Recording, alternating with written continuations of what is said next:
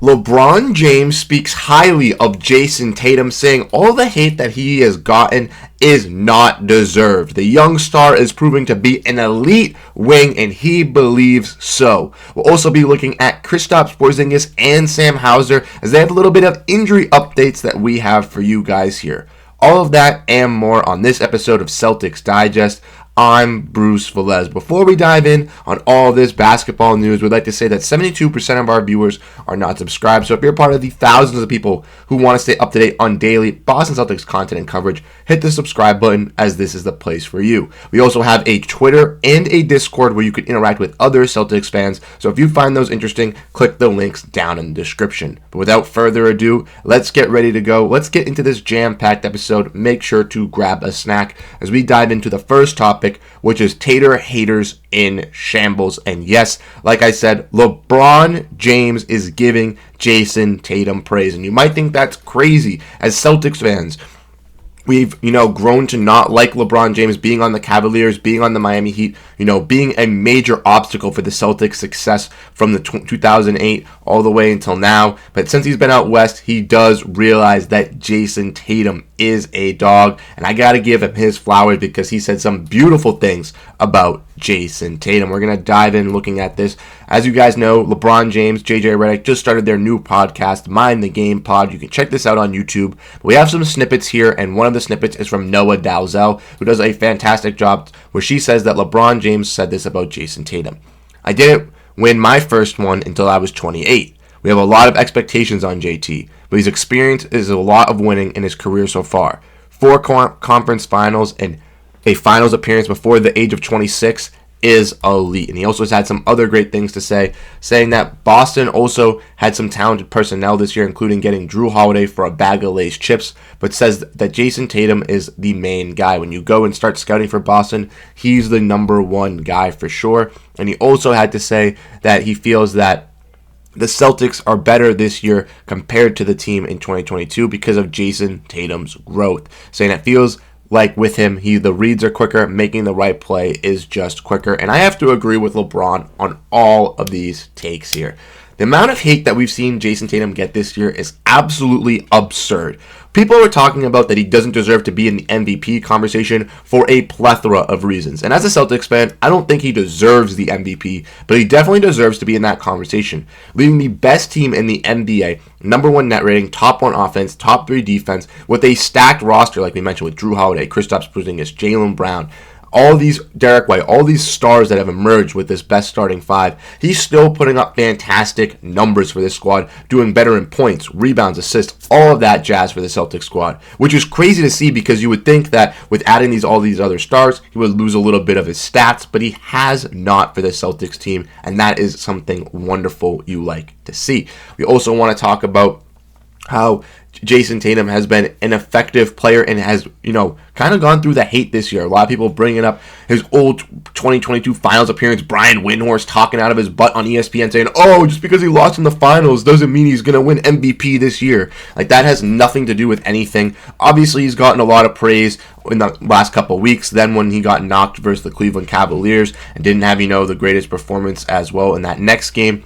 Got some little bit of hate, got a little bit of backlash as the Celtics went on a 2-game skid. But the Celtics have been able to bounce back, obviously, with that Western Conference road trip. They are on fire since and are not slowing down. The Celtics, as we know, just got and handled the 2 worst teams in the Eastern Conference on a great back-to-back. Even though Jayson Tatum did not play in yesterday's game versus the Pistons, versus the Wizards, he came out and played phenomenally for this Celtics squad, and he definitely deserves the recognition. I'm happy that LeBron James gave him some credit because as Celtics fans, we all know we're not the biggest fans of LeBron over here. So personally, I'm very excited to see him get that credit from a talented wing in LeBron James, and he's going to be putting this league on notice in the next couple of years. All those Tatum haters, all those people hating on Jayson Tatum and Jaylen Brown are truly going to see how great these wings are when they are, coming into their primes and, are main staples of this NBA, which I am very, very excited to see. Let me know what you guys think down below in the comment section on all this LeBron James, Jayson Tatum stuff. And if you have not, check out the podcast with JJ Redick and LeBron James because it is a fantastic one.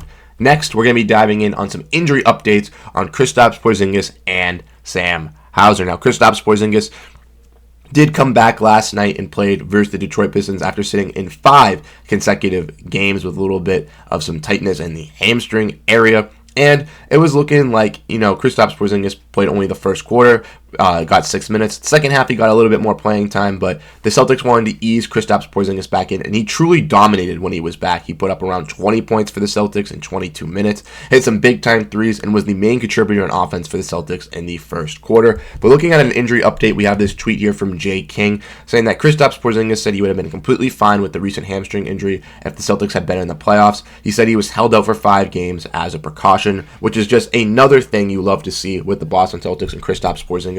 We've already seen Kristaps Porzingis rest for, the FIBA World Cup for the Latvia team dealing with his plantar fasciitis over the summer, and that was, a major obstacle for the Celtics to overcome. He's already had some injuries here and there with this Celtics squad, but truly, the Celtics are, in a little bit of weak spots, with the front court, and they're able to experiment with some other guys like Kornet and Tillman versus some bad teams like the Jazz, like the Blazers, like the Wizards, like the Pistons. That's wonderful. That's fantastic. We don't have to use Kristaps Porzingis, and that makes me think that when the Celtics get closer and closer to the end of the year, once we hit April, that they're going to be resting Kristaps Porzingis for that whole month, making sure he's ready to go and A-okay for the playoffs, which, again, I love to see as a Celtics fan. I want to see these things happen. I want to see Kristaps Porzingis be ready and lights out for us in the playoffs, because if he is injured, if we do not have him in that playoffs, we have a major hole with our squad, and he's a big piece to this Celtics success with his versatility down low, being a fantastic post scorer, being a fantastic rim protector, but also being able to stretch that 3 ball like we saw last night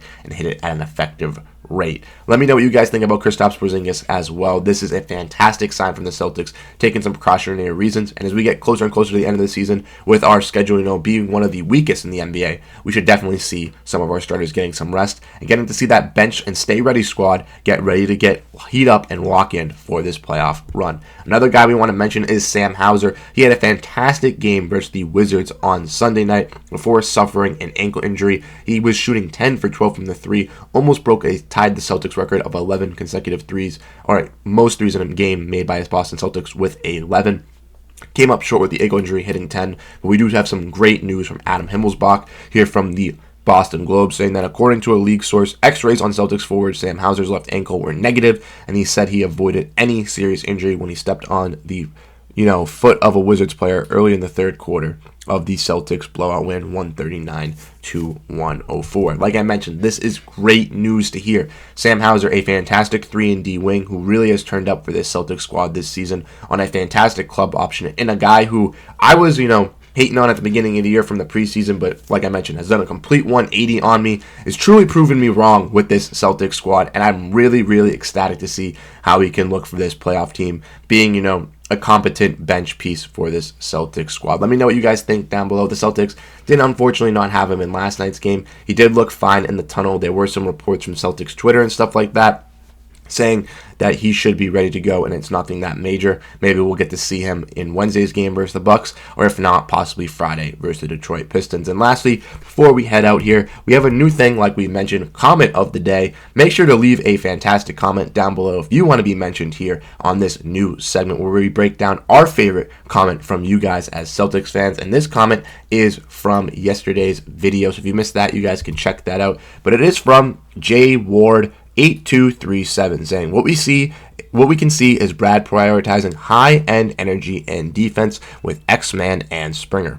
They are elite defenders that can be great chess pieces in the playoffs. I can also see X in the future taking over Al's position when he eventually retires. Going on that second part, I totally agree. I've highlighted since Xavier Tillman has been in Boston that he can be the next Al Horford for this Celtics squad. So if you missed that, you can check out one of those videos that is here as well. But like he said, Brad Stevens has done a master job at the trade deadline this year, picking up 2 great defenders in Jaden Springer, Xavier Tillman. Tillman having that great versatility, being able to guard from the 3 to the 5 and slow down everybody on the defensive side of the ball. And Jaden Springer brings that tenacity, that hustle, that energy that we get to see from Oshae Brissett at that forward position. But going for offensive rebounds was a big contributor in yesterday's game where we got to see his first real minutes, and I really, really like what I saw to him. Definitely a Marcus Smart-esque prototype built, and someone that the Celtics can continue to work with this season and going into next year as well. Hopefully we'll get to see Tillman and Springer get some more life towards the end of the season with the Celtics giving some guys rest. And if the Celtics want to use them in any playoff experiments, just here or there, 3 to 5 minutes, I definitely could see them being used. Like I said, let me know what you guys think down below in the comment section. If you guys do enjoy these types of videos, make sure to hit that subscribe button, and I'll catch you guys in the next video. Peace out.